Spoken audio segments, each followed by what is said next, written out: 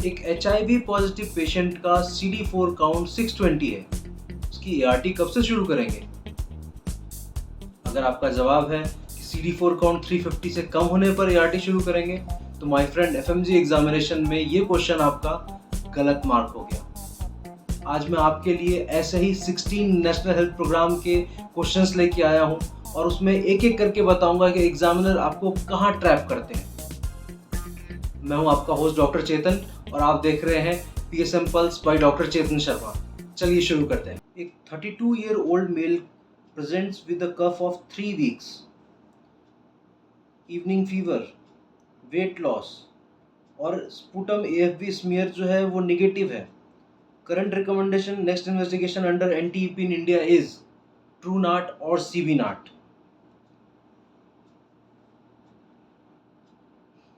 तीन हफ्ते की खांसी बताई हुई है, 3 हफ्ते की खांसी बता रखी है, यहाँ पर आप देख सकते हैं।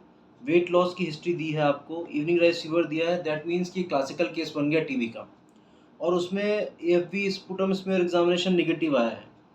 तो बहुत लोग बोलेंगे चेस्ट एक्सरे या कल्चर, दोनों ही ऑप्शन गलत है। सही आंसर है CB नाट और true naught.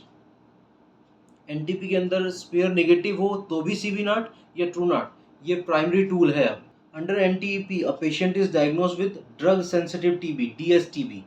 The current treatment regime prescribed as fixed dose combination. पुरानी बुक्स में लिखा है intermittent dots, पहले intermittent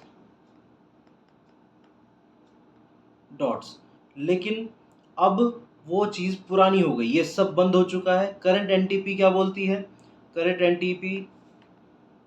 करंट NTP गाइडलाइन क्या बोलता है? अब करंट NTP गाइडलाइन आपको फिक्स डोज कॉम्बिनेशन की बात करता है। एक ही रिजीम है, सबके लिए है। पुरानी YouTube वीडियोस अगर आप देखेंगे तो हाँ, आज भी कैटेगरी 1 कैटेगरी 2 इस तरह से चीज़ें बताई जा रही है, लेकिन ये सारी चीज़ें आउटडेटेड हो चुकी है। अगर आप वो देख करके एग्जाम में मार्क करोगे तो रॉन्ग हो जाएगा। Financial support provided under Nikshay Poshan Yojana to a TB patient through their treatment, answer is not 500, it is 1000 per month. ये नया अपडेट आया है निक्षय पोषण योजना में। अब पेशेंट को हर महीने 1000 रुपये government of India NTP programme के तहत, निक्षय पोषण योजना के तहत प्रोवाइड कराती है उसकी न्यूट्रिशन सपोर्ट के लिए। ठीक है, इसमें कंफ्यूज नहीं होना। पहले ये 500 था, अब ये 1000 हो चुका है। A patient previously treated for TB 2 years ago now has relapsed. His DST shows resistant to rifampicin only. Which category does he fall under? He falls under rifampicin resistant TB, RRTB. यहाँ पे एक बात ध्यान रखनी है, ये RRTB है, MDR-TB नहीं है, XDR-TB नहीं है। तो मेरा क्वेश्चन फिर ये उठता है आपसे कि MDR और XDR-TB क्या होता है? आइए ध्यान से सुनते हैं। RRTB का मतलब होता है when the patient is resistant to rifampicin. Okay? When patient is resistant to rifampicin. MDR-TB कब कहेंगे? जब रिफाम्पिसिन रेजिस्टेंस के साथ में आइसोनियाजाइड का भी रेजिस्टेंट हो, तब ये हो जाएगा MDR-TB। ओके? और XDR-TB कब कहेंगे? XDR-TB तब कहेंगे जब MDR यानी कि रिफाम्पिसिन और आइसोनियाजाइड के साथ में आपको फ्लोरोक्विनोन्स और इंजेक्टेबल, इनसे अगर रेजिस्टेंस है तो फिर वो हो जाएगा XDR-TB। याद रखें, कैटेगरीज खत्म हो चुकी है, अभी सिर्फ यही चलता है। ओके, चलिए आगे बढ़ते हैं। Nikshay portal under NTP is primary used for digital surveillance and case notification of TB patient. Nikshay portal का इस्तेमाल डिजिटल सर्विलेंस और केस नोटिफिकेशन के लिए किया जाता है। Nikshay portal basically TB surveillance and case notification platform है। यहाँ पर पब्लिक प्लस प्राइवेट दोनों सेक्टर्स, सब केस को, दोनों सेक्टर्स को यहाँ पे सारे केस को नोटिफाई करना जरूरी है। ओके, निक्षय पोषण पेमेंट्स भी इसी से ही हो जाती हैं। चलिए आगे बढ़ते हैं। Our next question, a 28-year-old woman newly diagnosed with HIV infection present to district hospital, her CD4 count is 620 as per NACP phase 5. What is the correct management? NACP phase 5 कहता है diagnose and treat, test and treat policy पे काम करता है। किस policy पे काम करता है? टेस्ट एंड ट्रीट पॉलिसी पे। पहले ऐसा होता था कि CD4 काउंट को अपन चेक करते थे और उसके बाद ART स्टार्ट करते थे, अब ऐसा नहीं है। अब अपन डायरेक्टली जैसे ही डायग्नोस होता है ART का कोई ART तुरंत स्टार्ट करते हैं, इसमें कोई भी थ्रेशोल्ड नहीं मेंटेन किया है। चलिए, the current first line ART regimen under NACP phase 5 क्या है? TLD, tenofovir, lamivudine and dolutegravir. पहले क्या था? पहले था TLE, अब ये नहीं है, अब क्या है? TLD, टेनोफोविर, लैमिवुडिन और डोल्यूटेग्राविर। डोल्यूटेग्राविर यहाँ पे क्या है? बेटर एफिकेसी शो करता है, रेजिस्टेंस बैरियर ज़्यादा है और इजिली टॉलरेबल है। ओके, TLE अब आउटडेटेड हो चुका है, ध्यान रखेंगे। ओके, नेक्स्ट क्वेश्चन है under NACP phase 5 the global target of HIV epidemic control is describe as 95 95 95। These number represents what? बहुत अच्छा क्वेश्चन है, बहुत इंपॉर्टेंट क्वेश्चन है ये। आइए, 95 95 95 डिनो क्या करता है? 95 that means 95% should be diagnose, जो डायग्नोज हो चुके हैं उनके 95% should be on ART and जो ART पे है उनमें से 95% should able to suppress their viral load. Okay, उनमें 95% में वायरल सप्रेशन होना चाहिए। रिमेंबर, आप इसको ऐसे याद रखें, remember diagnose, treat, suppress. Okay, diagnose, treat and suppress. चलिए, इसमें एक और चीज है 90, ये UN AIDS target is the framework under which NACP phase 5 operates in India. Okay, चलिए नेक्स्ट क्वेश्चन पे। 18 वीक प्रेग्नेंट की वुमेन है, she visits an ASHA for her first contact under which national programme and specific component will she be registered for free delivery services including C section. यहाँ पे examiner आपको हमेशा trap करता है और बच्चे लास्ट मोमेंट पे हमेशा कंफ्यूज होते हैं कि यार ये JSSK में होगा या फिर ये JSY में होगा। इसका आंसर है JSSK।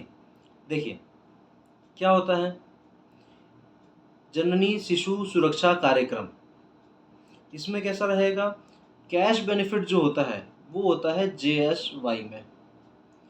JSY जननी सुरक्षा योजना क्या करती है? मदर को कैश बेनिफिट प्रोवाइड कराती है। जबकि JSSK में क्या होता है? इसमें फ्री सर्विसेज मिलती हैं, फ्री ट्रीटमेंट, फ्री एम्बुलेंट्री सर्विसेज, सारी चीज़ें इसमें फ्री मुहैया कराई जाती हैं। ओके, जबकि JSY में इंस्टीट्यूशनल डिलीवरी को प्रमोट करने के लिए काम होता है। ओके, ये 2011 में लॉन्च हुई थी, ये 2005 में लॉन्च हुई थी।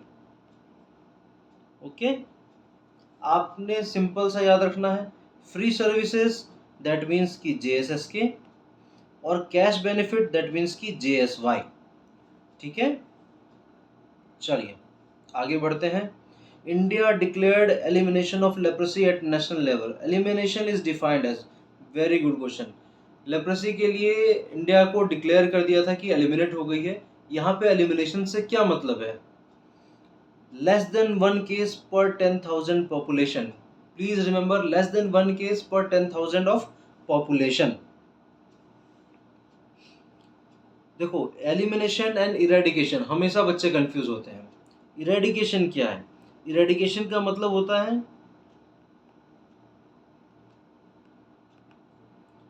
Zero cases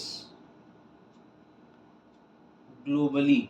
okay, zero cases globally.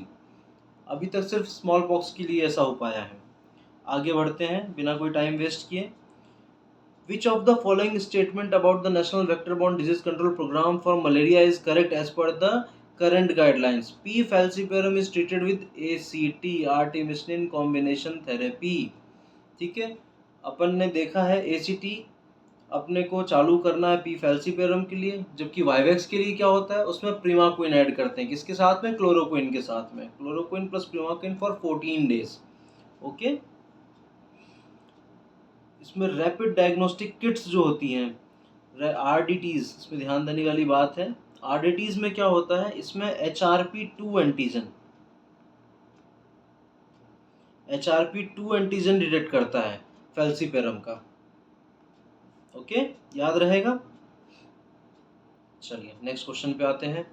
A pregnant woman in her 12th week is diagnosed with P falciparum malaria. देखो प्रेग्नेंट वुमन है, 12th वीक है, recommended treatment is quinine plus clindamycin.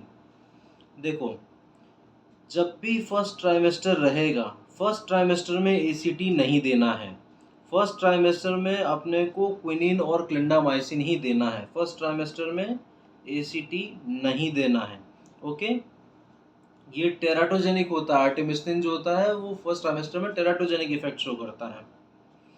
हालांकि आप इसको सेकेंड एंड थर्ड ट्राइमेस्टर में दे सकते हैं, लेकिन फर्स्ट ट्राइमेस्टर में नहीं देना है। चलो next question. The national programme for prevention and control of cancer, diabetes, CV and stroke NPCDCS recommends which screening tool for cervical cancer at community health center level? The answer is visual inspection with acetic acid, VIA।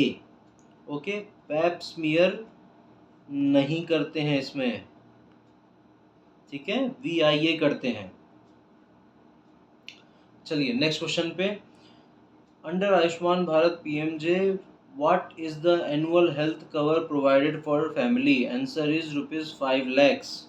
Okay, answer is rupees 5 lakhs। और ये क्यों दिया जाता है? आपके secondary plus tertiary hospitalisation या उसमें होने वाले खर्चे के लिए।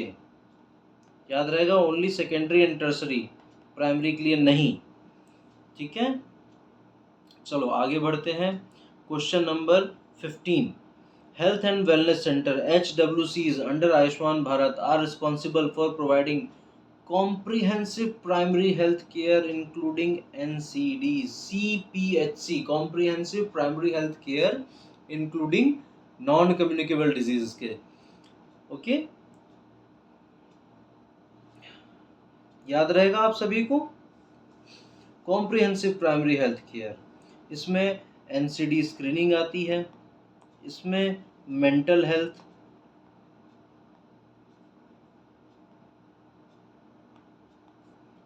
ओरल हेल्थ, आई केयर, ओके, ये सारी चीजें आपको मिलेंगी उसमें। चलिए नेक्स्ट क्वेश्चन क्या है। नेक्स्ट क्वेश्चन है, the national mental health programme in India was launched in 1982। National health programme का अगर आप वीडियोस देखेंगे तो उसमें मैंने स्पेसिफिकली वहाँ पे भी आपको बताया था, अभी यहाँ फिर से बता देता हूँ। बहुत लोग 1990 या 2000 बोलते हैं, बट सही 1982 है।